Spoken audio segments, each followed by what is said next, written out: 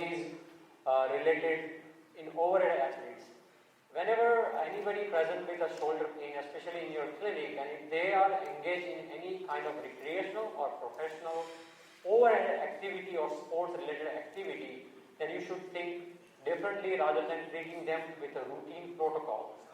Because if you treat them in a similar manner, which is non-overhead athlete, then you might end their career. What do you mean by overhead athlete? Whoever used their shoulder to propel the object or ball forward with their shoulder motion, we consider them as an overhead athlete. Many sports around the world include overhead activity. Most common are baseball, softball, volleyball, tennis, track athlete and field throwing event like cricket thrower, swimmer might be. I'm not going into much detail of the shoulder anatomy, which everybody knows. There are most commonly two types of stabilizer of the shoulder joint, static and dynamic, which everybody might be aware from the previous lecture. Most commonly we are encountering the superior glenohumeral ligament and the bicep tendon, which is mostly involved in the overhead athletes. And when overhead athlete require the throwing motion, they have a contracted posterior capsule from repetitive motion, which predispose the humeral head to the posterior-superior direction, and which increase the stress on the superior glenohumeral ligament and predispose the patient to have a slap lesion.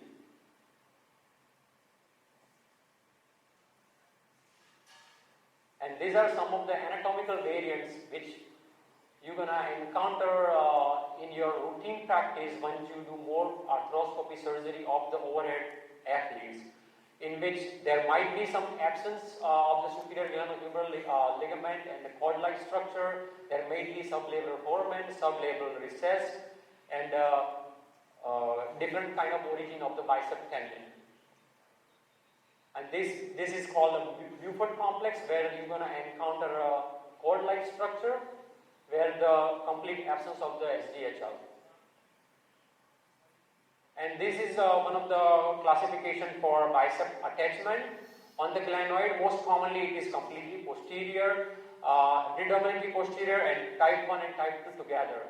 But you have to be careful if they have a normal attachment which also span to the anterior side of the bicep, and if you only fix the posterior in those cases, then they might not have a sufficient slap tear fixation.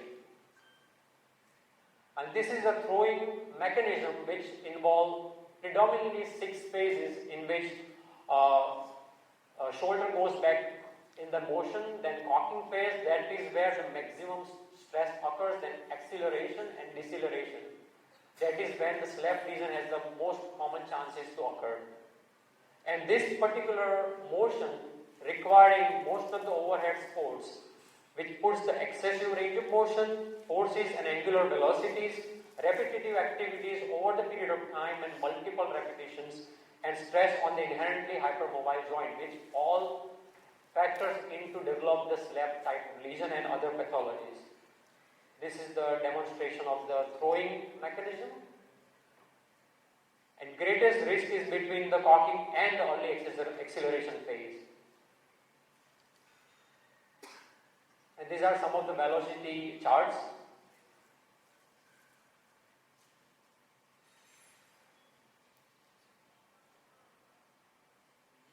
And some of the biomechanics, which includes, this should be kept in mind that there is not only a slap tear which occurs in overhead athletes. There are multiple pathologies you have to rule out first, rather than just jumping on the radiology report, which usually says type 2 tear. But they don't have an MR arthrogram, they don't follow the ABER protocol for the MR arthrogram, and they just label them as a type 2 slap tear just to save them from medical legal aspect. Most of the radiology centers across the globe right now doing that.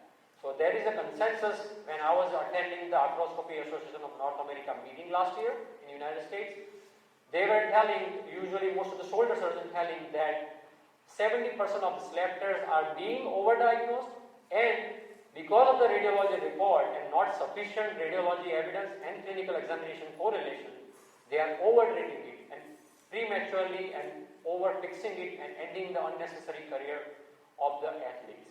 So you have to be in mind that internal impingement is a possibility, scapular dysfunction is a possibility, capsular tightness, which is usually a posterior capsule, which was demonstrated by one of my faculty who trained me in shoulder joint. They presented an original paper and won the Charles Neer Award in shoulder meeting. There is a bicep tendinitis and a tear, articular side rotator cuff impingement tear, instability involves ligament and the superior labrum anteroposterior tear, which is commonly known as a slap tear. So all these structures are involved in overhand athletes and different kind of pathologies. They might be occurring in isolation or in combination. These are some of the papers mentioned by some of the prominent shoulder surgeons across the globe, and they mentioned the different type of glenoid attachments of the bicep tendons and their anatomy and sensors.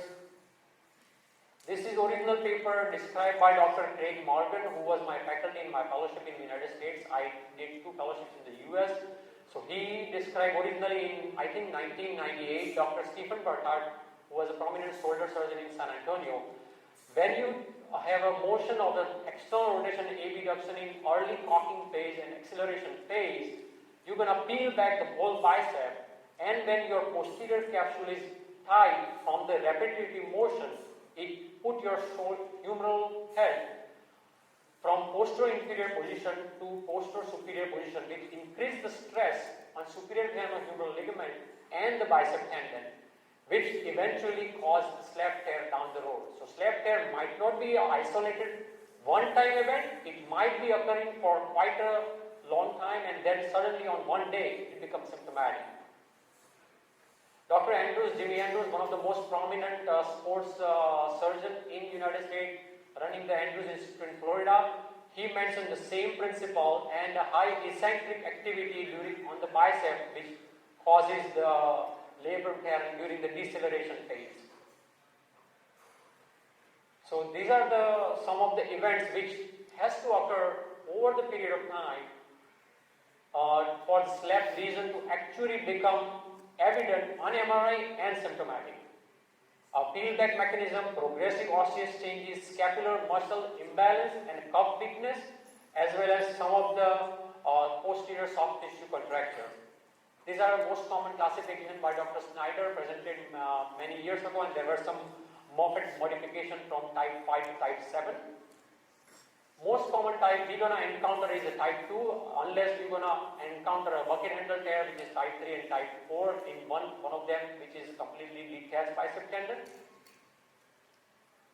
And you have to identify the weakness in the kinetic chain. Kinetic chain is a concept when a throwing athlete involves in a throwing motion, not only his shoulder and elbow are in the motion, but starting from the foot, balance, hip, muscles, as well as core muscle and trunk muscle, which has imbalance and doesn't have enough strength or rehabilitation and conditioning. So most of the recreational athletes you're going to encounter in your practice are the unconditioned athletes. So whenever, for example, I myself play tennis, but I have to train myself all the muscles so I can effectively perform the tennis serve and smash motion without damaging my own shoulder.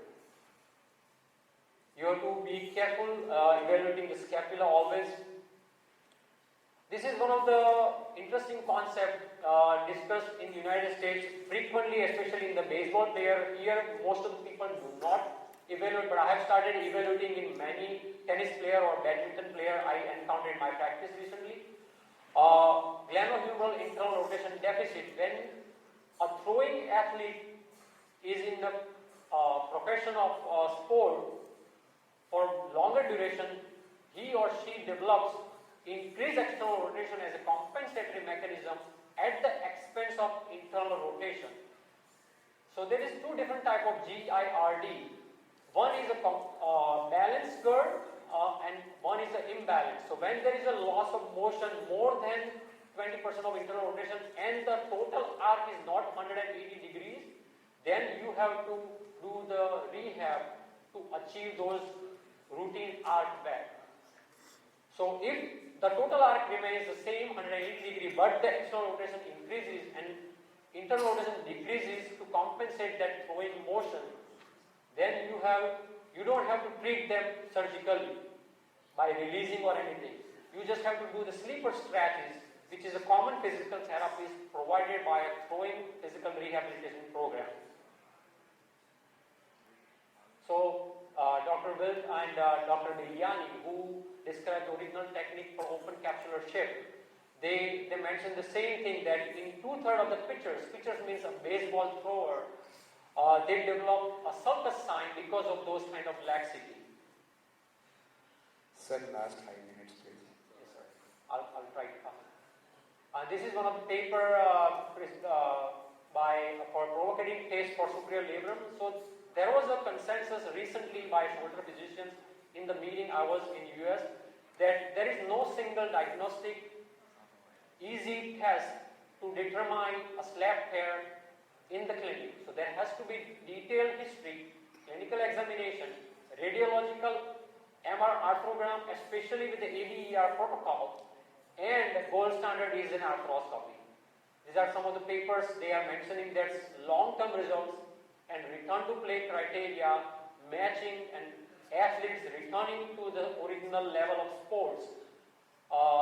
There is still a lower number despite of technological advancement and knotless suture ankles.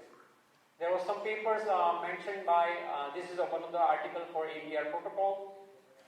This is some of my patients' images showing the slab type of lesion. There has to be you have to always look for paralateral cysts. You have to decompress those so it doesn't occur again, and associated rotator cuff and other abnormalities we discussed in the beginning. During the arthroscopy, which is the gold standard for slap lesion, you have to put the shoulder in an extreme position, do the peel back maneuver, put your probe underneath, check the whole footprint from posterior to anterior, and make sure you don't miss any anatomical variant as well as other signs, which is a bicep pathology. This is one of the paper mentioned for superior labrum for non-operative management. This is a sleeper stretch for rehabilitating the GIRD pathology. So where do we stand in 2024? So slap tear is a chronic phenomenon happening over the period of time in overhead athletes. It's not a one-day phenomenon, but